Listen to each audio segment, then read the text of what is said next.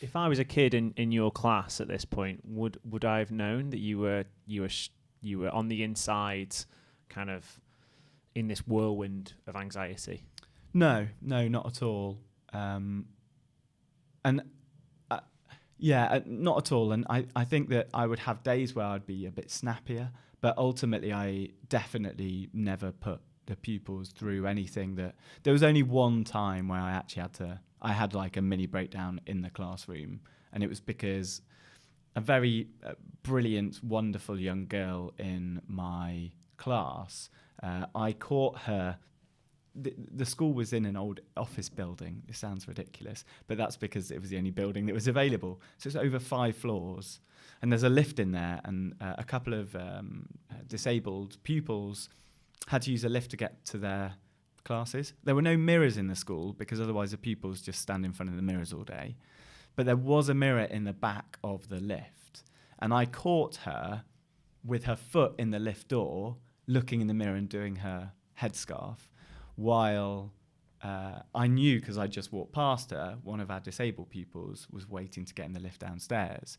So I gave her what was called a correction, which is a demerit, which was if you get 3 demerits, you then have a correction, something like that, which is after-school detention.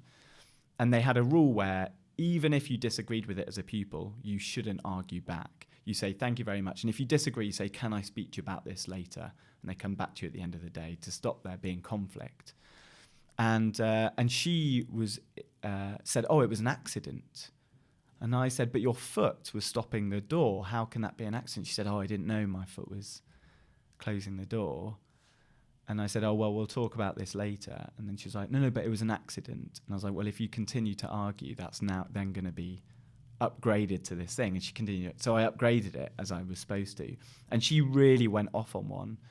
And it was actually fine. But then the next day when she walked in the morning, she was obviously in an absolutely foul mood. And what do they say?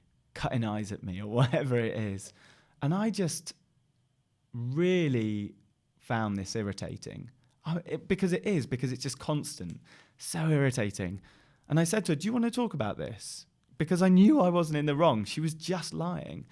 And then she said she swore on her religion, or she swore on Allah or whatever. It was an accident. And that, for some reason, really, really just sent me off, because she was lying. And it was the absurdity of arguing with someone about something which you'd both seen, you'd both been there, you'd both been part of, and then them to say, well, I swear on my religion that I'm not lying. And I just really lost it, and then said, I can't do this anymore. I went outside, I threw her planner down the corridor as hard as I could, and everyone just froze. And then I just walked out, went downstairs, walked out the building, and went and sat in a park and cried uncontrollably for about an hour. Wow. Yeah. It was awful. Someone came up and said, you all right? And I said, please leave me alone. And just cried and cried and cried.